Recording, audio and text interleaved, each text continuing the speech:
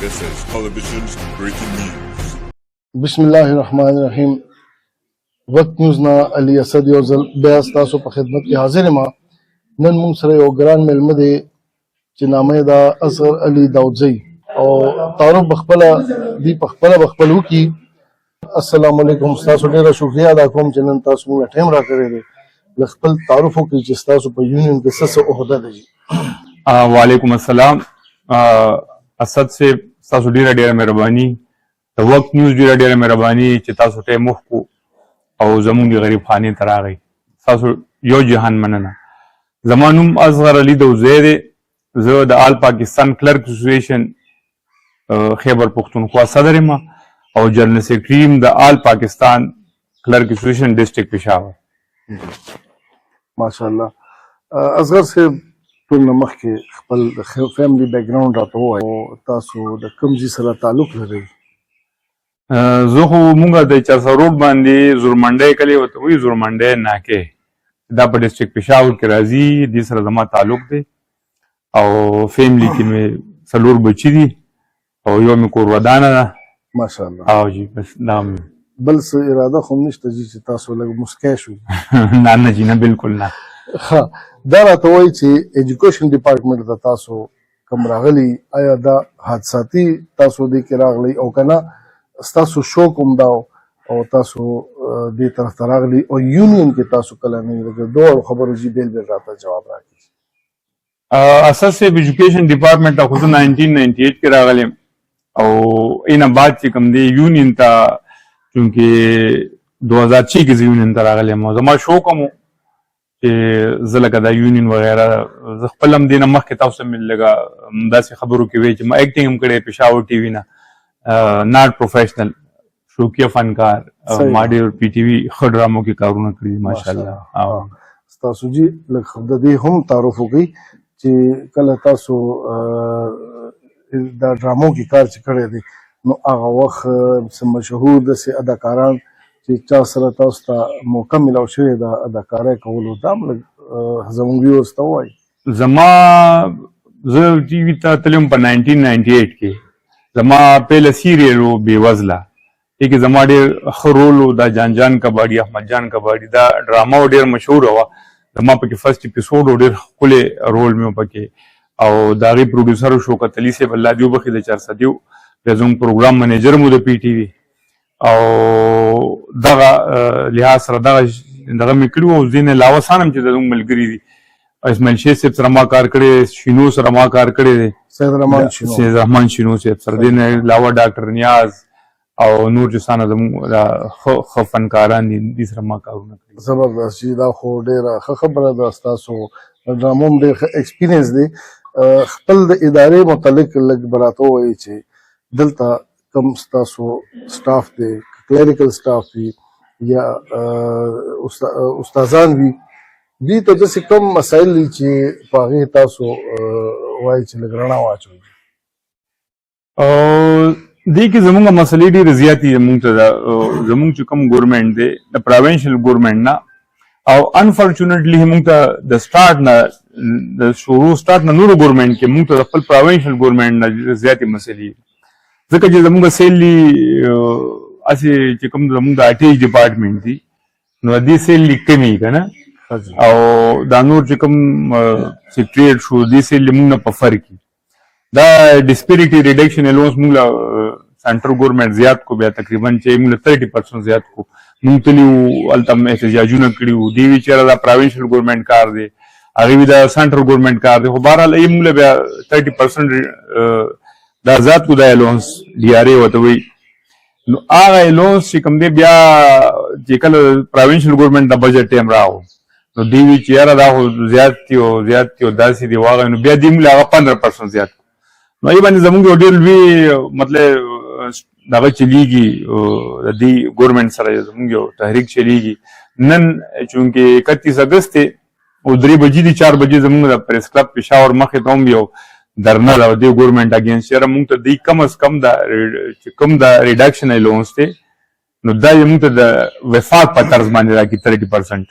د 15% په ځای. دا چې کوم الاونس تاسو یادوئ دا وفاقي حکومت صوبې له ورکړی دی او هغه تاسو له نه درکوي داسې ده نه دا وفاقي حکومت خپل دغه کړی دی لکه خپل اعلان یې کړی 30%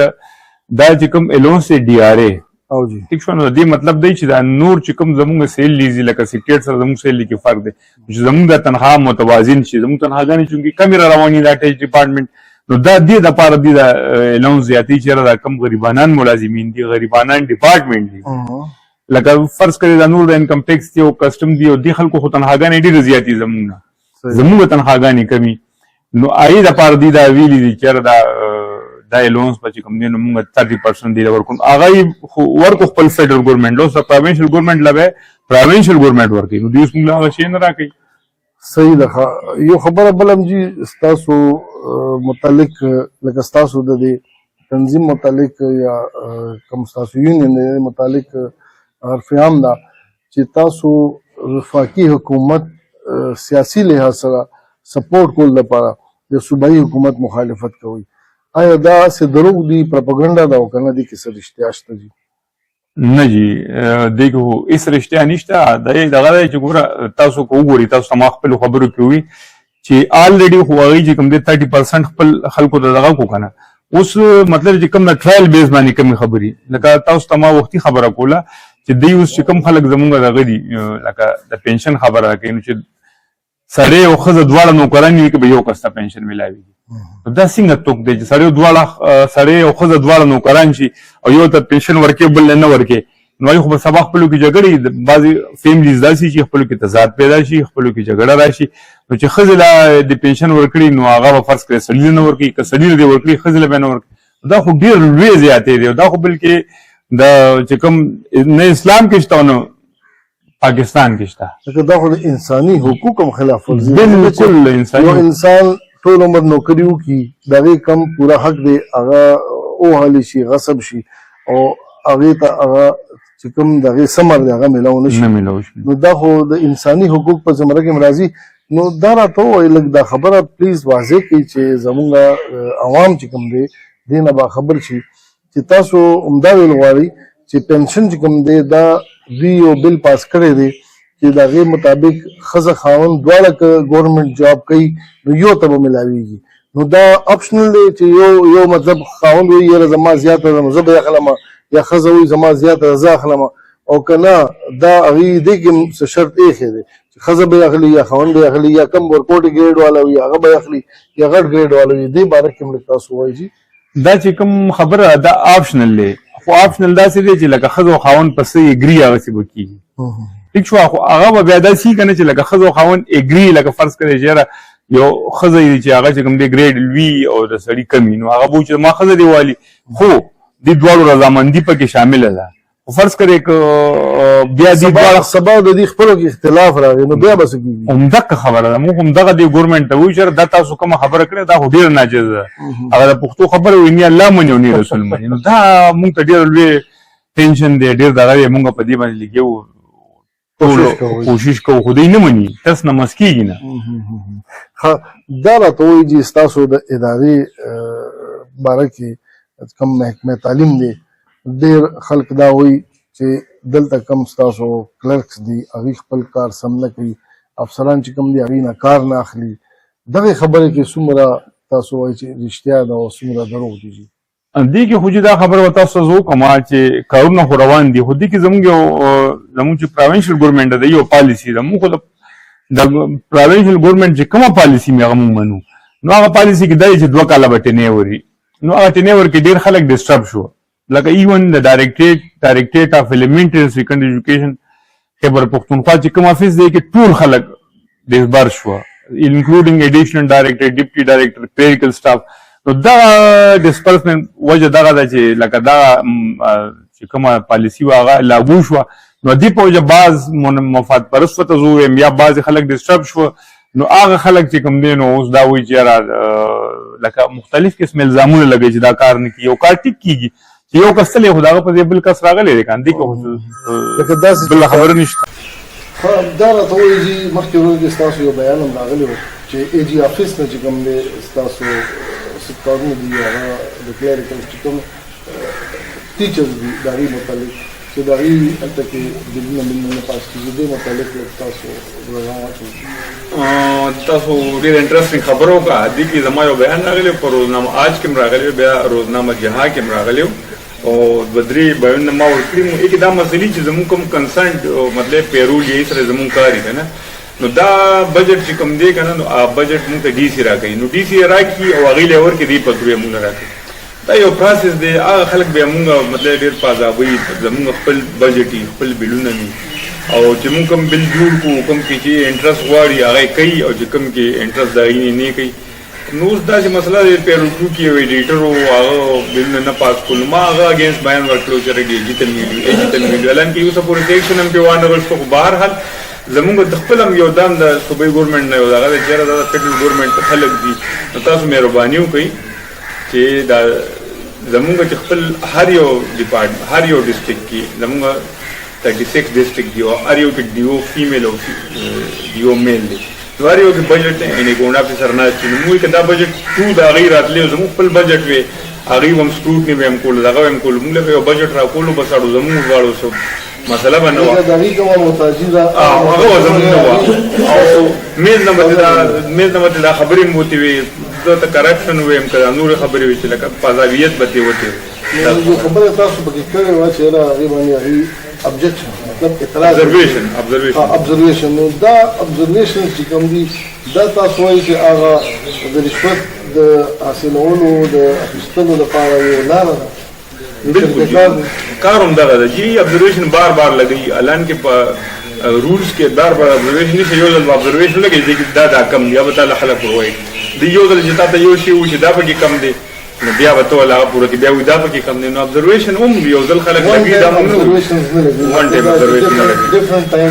ډفرنٹ ابزرویشن. جی بالکل بالکل ماشاءالله تاسو دې ښکلې خبرې وکړي. زه به دا غواړم چې تاسو دا چې څومره ستاسو ټرنوور دی، کوم تاسو د ژوند دومره عزه تېره کړله، د دې نچوړ راته ووایي چې زموږ ویورز هم څه هغې نه زده کړه وکړي تاسو په دې باره کې. نو بس زه خو چې راغلم ډپارټمنټ ته چې ما خو تاسو ته ووایي چې ما ایکټینګ هم کړی و، دې نه علاوه لکه زما شوق و چې یاره زه د ایجوکیشن کې د سیاست نیاست هم وکړم. زما تر خپل هم د پېښور ډسټرکټ سرولوجیکل پارټۍ اسرا خاني نوم دی، نو بس هغه جراثیم هم راکړي، نو دغه مونږ سیاست میاست وکړو، بس بیا لکه ښه مزېدار لایف هم تېر کړو، ښایسته خپله نوکري هم کړې ده او اوس هم کوو، او خو خوشحالي یو پکې. بس ماشاءالله صرف د ګورمنټ نه چې موږ غواړو هغې راته نه راکوي، بس دا خفګان هم دی، نور خو هېڅ خلکو ته څه میسج ورکوئ چې څنګه ژوند تېرول پکار دی؟ زه خلکو ته دا میسج ورکوم چې بل پسې ګرځئ مه، بل پسې پلانینګ مه جوړوئ، بل خلکو پسې خبرې مه کوئ، خپل کار کوئ، خپل کار سره مطلب خپل کار سره کار لرئ. لکه اوس موږ ناست یو، نور خلک مطلب یو اسلامي طور سره چې کوم دی نو ګناه ده، نور خلکو پسې خبرې کوو، نور خلکو ته پلانینګونه جوړوو. نو بس د الله چې کوم پلانینګ دی، د الله چې کوم پلانینګ دی هغه بندګان نشي کېدی. لکه زمونږ یو امیر خسرو صاحب د پښتو شاعر و، هغه دې کې یو شعر هم ویلی و چې ته په خپله صداقت کوه خیسره وه که هر څو د جانان مینه بازاري. ماشاءالله ماشاءالله ډېره عجیب لکه تاسو وایي چې صداقت پکار دی، صداقت پکار دی. ډېره ښکلې خبره، ډېرې ښایسته خبرې اصغرعلي داودي صاحب وکړلې. زه ستاسو ډېره شکریه ادا کوم. ما ته پته چې ستاسو پروډکسټ دی، بار بار ستاسو کالونه هم راځي. دا پروګرام موږ دلته راغونډو واورېدې او اخره کې دې یو میسج ورکړی چې انسان ته صداقت پکار دی. نو زه هغه خلکو ته چې او بل ته کوې ته ني، هغې دپاره همدغه میسج زه به هم ورکړم چې بل ته کوې مه کوئ، ځکه چې دې کې هغه په خپله هم غورځېدی شي. بل دپاره مسایل مه جوړوئ، دغه مسلو کې په خپله هم تاسو راپېښ شئ. او حکومت ته دا خاص کوم چې کوم اصغرعلي داودي صاحب مطالبې کړي دي، دا جنون مطالبې دي، په دې د غور و فکر وشي او چې کوم قانون سازي شوې ده په دې د دوباره سوچ وکړل شي چې انساني حقوقو خبره راشي، نو واقعي چې کومې خبرې اصغرعلي صاحب کړي دي دا قابل غور و فکر. زه همدې سره نننی پروګرام د ختمولو سره اجازه غواړم، اجازه ته راکړئ. الله پامان.